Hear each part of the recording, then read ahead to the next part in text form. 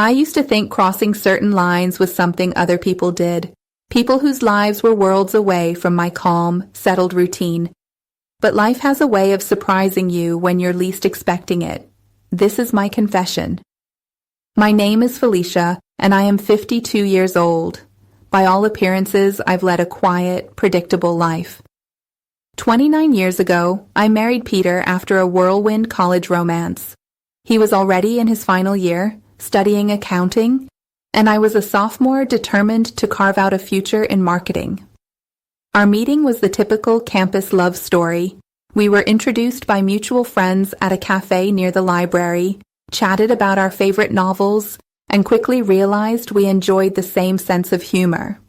Back then, we couldn't stop talking, and it felt like we were each other's missing piece. We believed, like many young couples, that we had everything we needed in each other. We married a couple of years after I graduated, moving into a neat little house on a sleepy residential street.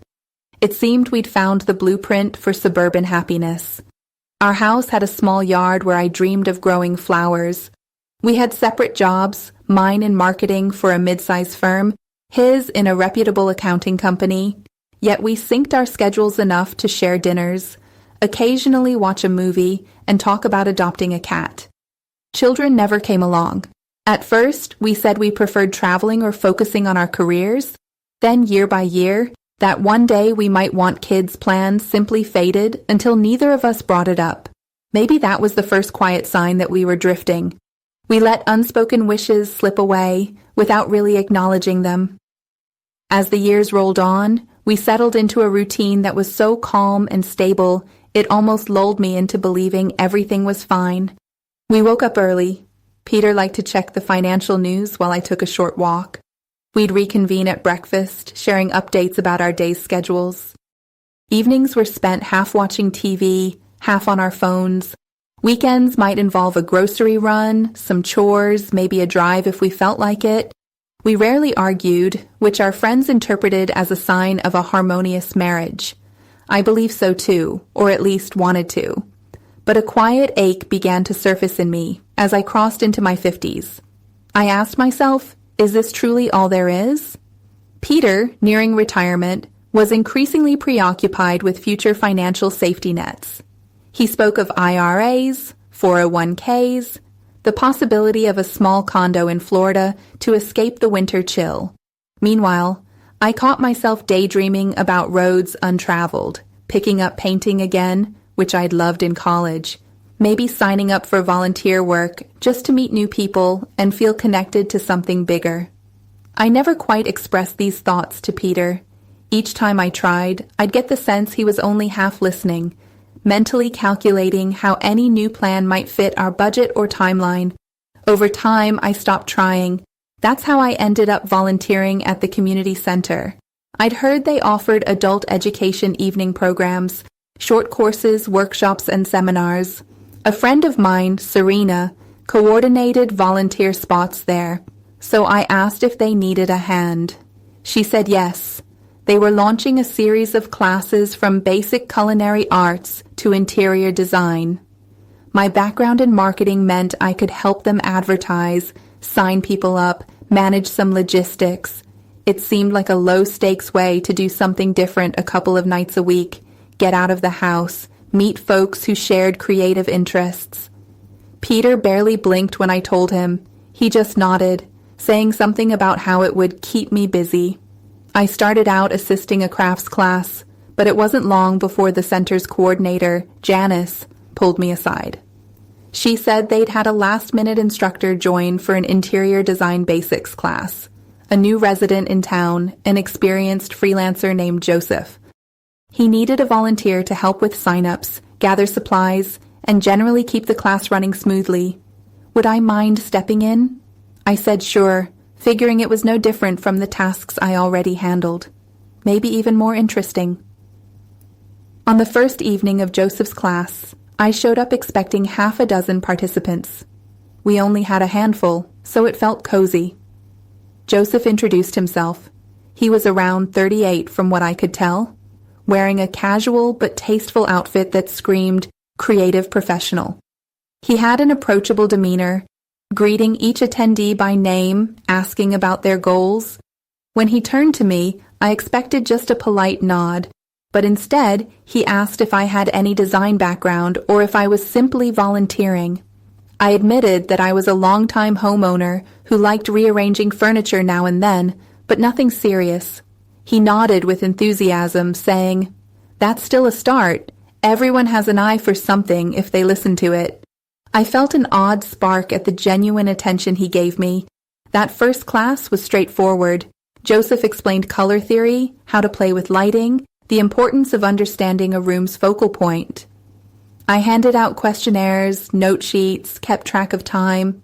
We barely spoke beyond class logistics, but I was struck by how passionately he made interior design sound, like it was a way to shape people's moods, not just put pretty things in a room. His excitement was refreshing, a stark contrast to the humdrum routine I was used to at home. Over the next couple of weeks, the classes continued. Each time, Joseph greeted me with a warm smile, occasionally asking me more about my own style preferences, or what projects I'd done around the house. I'd laugh and say, "Oh, it's nothing fancy." But he insisted that personal touches in a home were always special. We started lingering a few minutes after class, chatting about random topics, favorite restaurants, interesting decor ideas, even travel plans he had once considered. I found myself drawn to these conversations more than I cared to admit. Something about Joseph's curiosity made me feel seen. Peter, meanwhile, never asked for details beyond "How was the class?" I'd say "Fine," or "We learned about accent walls," and that was the end of it. I sometimes wished he'd show more interest, maybe request I share any new ideas. But he'd nod, flip the TV channel, and bury himself in a documentary about finances or real estate. The hush in our living room thickened. Then Joseph invited me to see a side project he was working on, a partial renovation in a volunteer's basement that needed some creative solutions. I hesitated, thinking it might be too personal a request, but he reassured me that other volunteers might also drop by. Except when I arrived, it was only the homeowner, Joseph, and me. The homeowner was busy upstairs on a phone call, so Joseph ended up explaining the basement layout, how he'd planned to fix poor lighting, add strategic furniture. At some point, he began asking me what I thought about each choice. I was surprised how seriously he took my feedback. There was a moment we stood side by side, gazing at a half-finished wall, and I felt the air crackle with an unspoken tension. I brushed it off, just my imagination, but it lingered. After we wrapped up, Joseph suggested we grab a quick lunch. We landed at a nearby sandwich shop, a nondescript place with worn booths. Our conversation drifted from design to deeper topics. He told me about his father passing away unexpectedly a few years back, how it spurred him to move to a smaller town, seeking a life with more meaning. I admitted that I sometimes wondered if I'd grown too complacent, letting the best parts of my life slip through autopilot. We made eye contact in a way that felt borderline intimate, like each of us recognized a shared sadness. My heart fluttered. I thought of Peter at home, or maybe at a client meeting, and guilt twisted my stomach. Yet I couldn't deny that talking with Joseph felt exhilarating. The pivot to something overtly personal happened one evening when we ended up alone after class. Everyone else had gone, and we were tidying up. Joseph offered me a ride home since it was raining heavily, and my car was parked a couple of blocks away. I agreed. The short drive turned into us sitting in his car in front of my house, rain drumming on the windshield. We kept talking about the strangest interior design requests he'd had, about memories from my honeymoon with Peter. Suddenly, a lull fell, and I realized we'd been in the car for almost half an hour. My phone buzzed, a text from Peter saying he'd gone to bed early, asked me to lock up. I glanced at Joseph, feeling both relief and guilt. He hesitated, then reached for my hand, gently. "Felicia," he said quietly, this is probably crossing a line, but I care about you. I want you to be happy." My face warmed, tears pricking my eyes. I pulled away, whispering, "I'm married. I can't do this." He nodded, apologizing softly. Yet neither of us moved to end the conversation. My heart beat like a drum in my ears, and I couldn't remember the last time I felt so viscerally alive. At length, I left the car, stumbling into the house, tears blurring my vision. The living room was dark, quiet, and all I could think of was how torn I felt between loyalty to Peter and the closeness I found with Joseph. The following days were a whirlwind of denial and tiny leaps of faith. We texted under a professional veneer, only occasionally letting slip more emotional truths. Joseph asked if I was okay, if I wanted to talk in person. I avoided him for a bit, but the longing gnawed at me. On the final class day, we found ourselves, inevitably, locking up the center alone. That hush of after hours enveloped us. I tried to keep it strictly business, but as soon as we finished putting chairs away, I broke down. I told him how stifled I felt, how I never wanted to hurt Peter, but a part of me was starving for what Joseph offered: attention, excitement, the chance to rediscover my sense of wonder. He wrapped me in a hug, whispering that he understood, that maybe we needed clarity, but he couldn't deny his feelings either. I responded with a trembling kiss, tears on my cheeks. In that electric moment, I let go of every reservation. We ended up in a silent corner, the center's lights flickering, our arms locked around each other in a way that destroyed any illusions I had about innocent friendship. My phone pinged with a text from Peter, who was simply asking if I'd bring milk on the way home. The mundane reality of my marriage clashed with the storm inside me. The affair blossomed from there, however slowly. We snatched brief lunches, talked quietly in Joseph's car, or texted at odd hours.